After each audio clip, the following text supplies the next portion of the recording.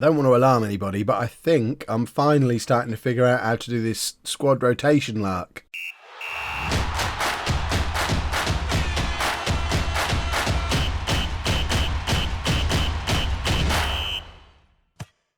Hello and welcome to Club 6 Part 40 of Non-League to Legend. I'm Kevin. Coming up on today's episode, we are away against Marseille in the Champions League and then also away against Levante back in La Liga. Since you were last with me, it is a sea of green, apart from going away to Bayern Munich when they absolutely battered us 3-0. I mean, they were just much better than us. But we've won every other game, apart from that stupid first game of the season against Numancia. But the thing that you'll notice is the variety of goal scorers we've got in these games, showing just how much we're rotating the team. Antonio Ruiz is actually our top scorer at the moment. 6 goals from 6 appearances in La Liga. He is loving squad rotation, averaging a 7.97. It might be time to finally let him play in a Champions League game at some point, but he is loving starting the majority of the La Liga games. Montero is getting some game time as well, finally. 4 goals and 4 assists and 3 man of the match awards from his 6 starts, averaging an 8.02. That'll do as well. These are backup players who barely played for us last year. Perez is another one who you would have to consider a backup player. Not quite as impressive, but he's getting plenty of game time. And we are rotating, and it's working, and our 2-star men are our 2 backup wingers, which can't really complain about that at all. But as we are in the Champions League today, we are back to our non-rotated version of the team, although Ruiz is getting a Champions League start because he has absolutely earned one. Jason Gould has actually been injured for a little while, which is one of the reasons why Montero has played as many games as he has. So he's actually coming back into the team today. Montero needs a rest more than anything. He's played a lot of football. I know he's played it very well. Valladolid are after him, but he ain't going anywhere. Now we've discovered, age 22, that he's got this in him. I mean, he's played more football this season than he's played for the last 2 years combined, probably. It's impressive stuff. But this is the team for the Marseille game. We've got Zielinski in goal, a back four of Rybak, Silva, Annan and Serdic, with O'Neill and Atz in midfield, Ruiz, Lorenzo and Gould in behind Korkmaz. Korkmaz is also in very good form, benefiting from the fact that he's kind of just playing the Champions League games and the odd league game here and there when we can spare him, but we are using him very sparingly. And because of that, he's scoring in the majority of games that he plays in. So he is very much benefiting from having Perez to rotate with as often as he is. We have a chance to move into a qualification spot. What? I don't understand, but let's do it anyway. Didn't make any difference because it was nonsense. I guess that's because we're currently sat in third. That's what that means. I understand now because Bayern beat us in that first match, but I expect to win the other 5. We played our tough away game first, lost it. I would expect to beat them at home. I would expect to beat Marseille twice. Fingers crossed we do just go on and win the rest of our matches. But I guess this is a big deal today, because if we don't win this match, or the form Marseille look like they've been in so far, all of a sudden there might be some question marks that we might only be the 3rd best team in this group. Gould plays it into Ruiz, scores again. 7th goal of the season now. That's why we gave him a Champions League start. He has absolutely earned it. He deserved it. And I don't think I'll ever understand how he's only a 2.5-star player, because he's just a goal machine down this left-hand side. I guess that's why he's a 2.5-star player, because it kind of is all he does. You don't really see him getting involved in the build-up play. You don't see him picking up assists for other people. But when it comes, I mean, there you go. There's a beautiful pass to assist a goal. For goodness sake, just make me look like an absolute moron. Why don't you? But yeah, apparently he has got another string to his bow as well. We're 2-0 up, and Ruiz involved again on his weak foot. That's a man in confident top form. And Serdic gets his first goal for the club. We're 2-0 up after 26 minutes. It's the Ruiz show again. And as it stands, we move into the qualification spots at the top of the group, level on points with both Bayern and Marseille. And we've got home games against both of them still to come. So we've got to be feeling confident at this point that we'll be making it through our Champions League group again. Although they've come back with an immediate reply, and it's now 2-1 on 27 minutes, and perhaps I'm counting my chickens before they hatch. That's something that we probably shouldn't be doing. And I mean, there's nothing special about this. It's just a goal. It's not like they've torn us apart, and that actually puts them back above us. Presumably, things work on goal difference. Oh, that's a wild tackle from Ats. He's done it again, hasn't he? How many times are we going to watch that man get sent off before we all decide we're done with him? He can't cope with big games. His competitive streak can occasionally lead to him bending the rules. Relishes big matches. He might relish them, but he bottles them consistently. Ugh. Right. We've got Ramos on the bench. I think I'm going to take off Lorenzo and bring Ramos on and do that. Ats is just a wild man. I guess all of the great teams have a wild man in the middle of their midfield. He's our Roy Keane or our Patrick Vieira, or a modern equivalent of those two that I remember from when I used to watch football. Give me a modern equivalent, somebody, quickly. Korkmaz is in behind, though, and Korkmaz it's off the underside of the crossbar, and he just doesn't get a favourable deflection from it, and he could have put us 3-1 up, and we'd have been fine. As it is, we're 2-1 up, down to 10 men. Have we just won a penalty? I think we might have won a penalty. This will be very helpful if we have Serdic. Why is Serdic taking the penalty? Who set up these penalty takers? Serdic to take, and scores. And just before half-time, it's Marseille 1, Sevilla 3. And Serdic is on a hat-trick now. So this will be the redemption for him. I think yesterday's episode, we left it with he got tired, he got food poisoning. Well, now he's going to come back, get a Champions League hat-trick, and we realise, okay, perhaps he is the best player at the club after all. Ryback with a header doesn't really get us anywhere. But where were we expecting it to get us? That was meaningless commentary, Kev. Gee. Right, they're coming at us again. Serdic has left a little bit of a gap behind him. Ryback this time does get a header somewhere, and I mean, it's pinballed around a little bit in there and we've conceded again. That was a sloppy goal to give away because there was a couple of opportunities there to get the ball clear. And this is just messy in here. We shouldn't be conceding goals like this with the ball just pinging around in the penalty area. We need somebody to take control of the situation there and just get rid of the ball. But nobody did. So, I mean, we still go in at half-time ahead in the game, but not as ahead as we probably should be, because if it hadn't been for Ats being a crazy man, and if it hadn't been for a couple of moments of crazy at the back, we'd be home and dry in this game already. As it is, Marseille are probably going to be fancying their chances in this second half. They've had a good start to their Champions League campaign. They're against 10 men, against a team they've already proven they can score against.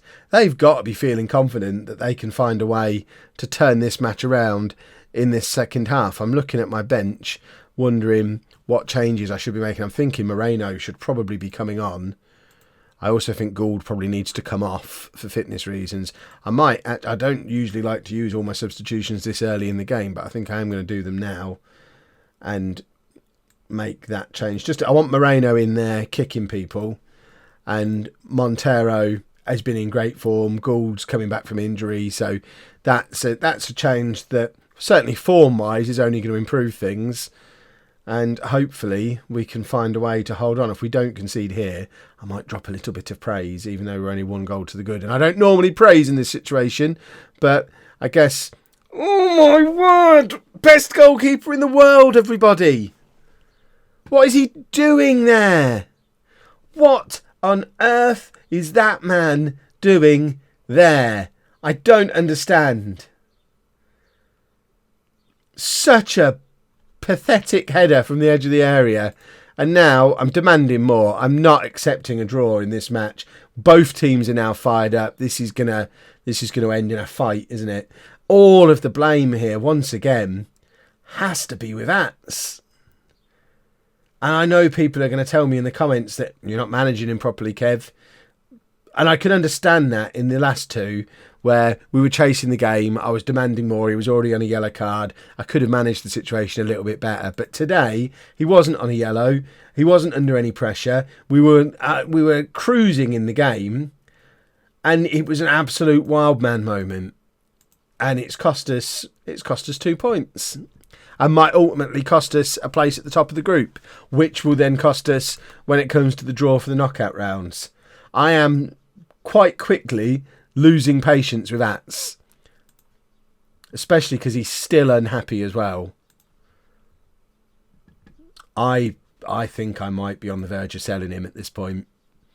This has happened one too many times. I take back all the nice things I said about Serdic. He's now out for 6 weeks because he's got a poorly. Where is he? What sort of poorly is it? Sprained knee ligament. Sprain. A sprain? That shouldn't keep you out for that amount of time. Yeah.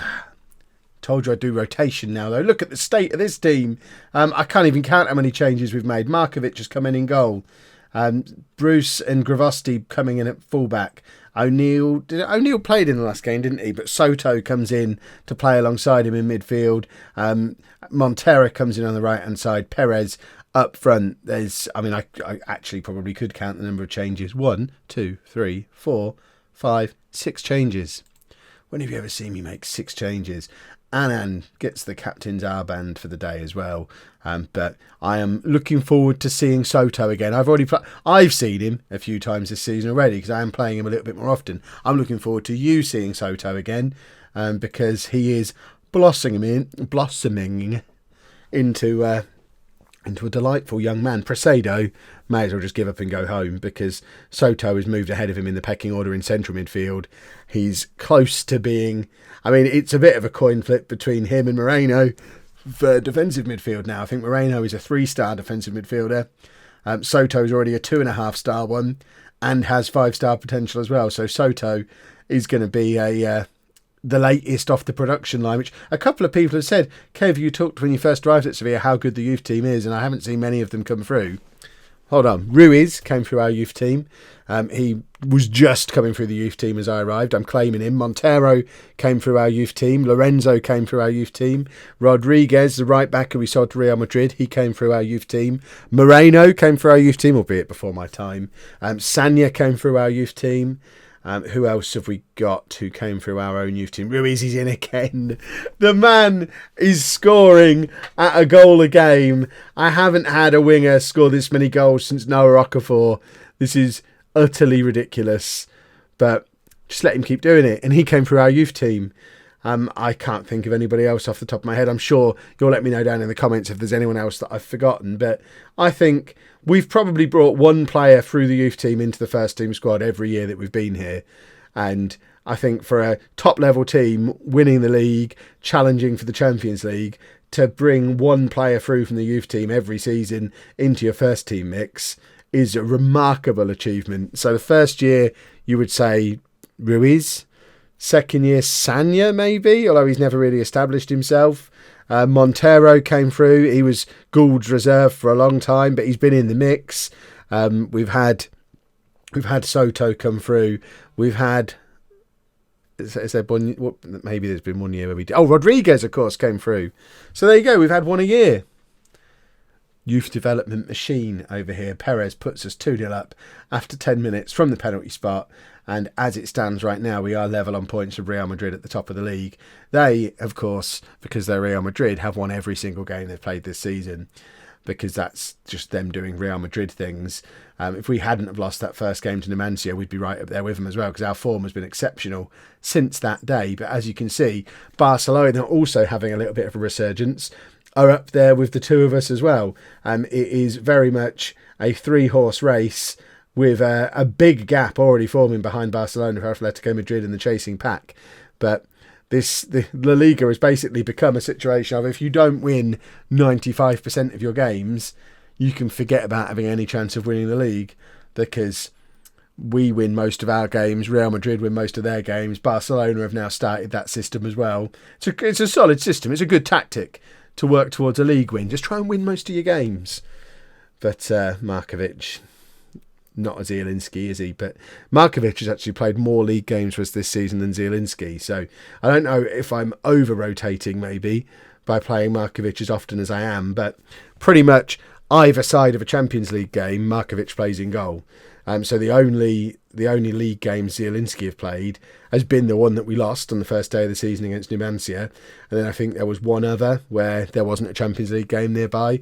But I think this is probably Markovic's 6th or 7th league appearance of the season. So I'd probably need to be careful I'm not going to such an extreme that Zielinski starts to get upset that he's not getting enough first team football, because he is my first choice keeper. He's playing in all the Champions League games. I'm just resting him a lot. And there's a few other... Ruiz. Have you ever seen anything like it? A 2.5-star player who is the top scorer in the league, scoring for fun. I feel like he's an exploit or something. I don't understand. What makes him as good as he is. But, oh my word, he is a good player. And he's been here all along. All this time we could have had him in the team doing this. And whenever he's got an opportunity in the team, he's done this. But he's never had this kind of run of games before. Garcia must be looking on, wondering what on earth he's done wrong. He won the World Cup with Spain in the summer. We turned down a £50 million bid from Man City for him. He was a superstar for us last season. And Ruiz has just benefited from this rotation thing, because similar to Markovic, he started off with Ruiz that he was playing the games either side of the Champions League games. Garcia was playing the other ones. But I think we are reaching the point now where I'm going to have to start resting Ruiz, because he's going to be playing the Champions League games as well. So Garcia is probably going to start coming back into the team in games like this one where I'm rotating.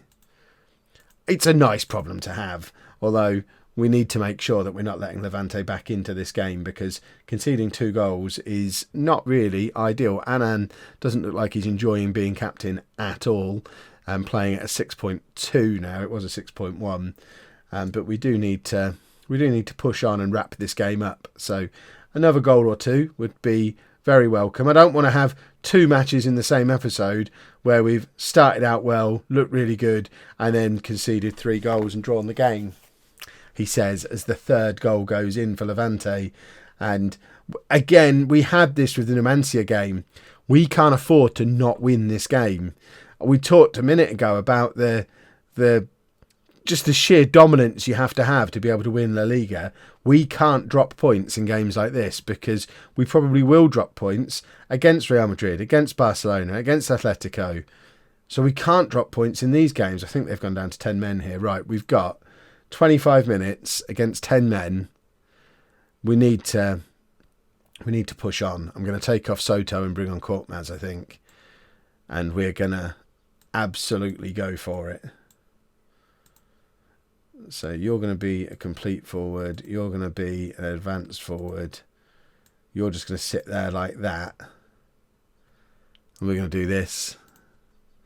We've done this system before and it didn't really work. But we're going to do it now. And we're going to demand more. And we're going to go and win a football match. That's the plan. I'm tempted to take Annan off, because he's having a terrible game. And we have got Sanya there on the bench. We have got Captain Bottlejob as well. Maybe we could bring him on. I mean, he doesn't let us down in meaningless games, but I don't know if he can cope with today. I think probably the sensible one to bring on is Gould.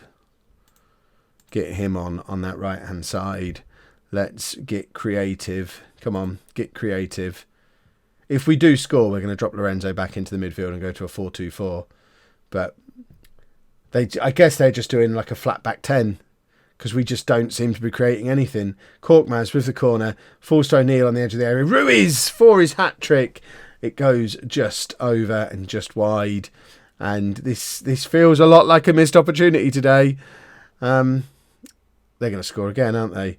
Gould all the way back to collect, but I don't think that tactic that we switched to works. So we've tried that a few times now, and it just seems to stop the game dead.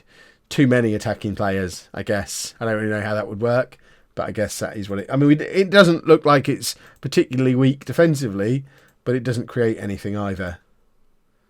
Look at the state of that. Look at the state of that. What a player. Top scorer in the league, I think, still, presumably. There he is. Magical. Right, well, we will be back. When will we be back? We'll probably do... It will be Granada and either Bayern or Celtic, depending on what the Champions League group looks like. I think we probably need to show the Champions League qualification if we get there. But less of the bottling, less of the draws, please. If you've enjoyed that, please make sure you leave a nice big thumbs up on there for me. Subscribe to the channel for daily Football Manager videos. And thank you very much for watching.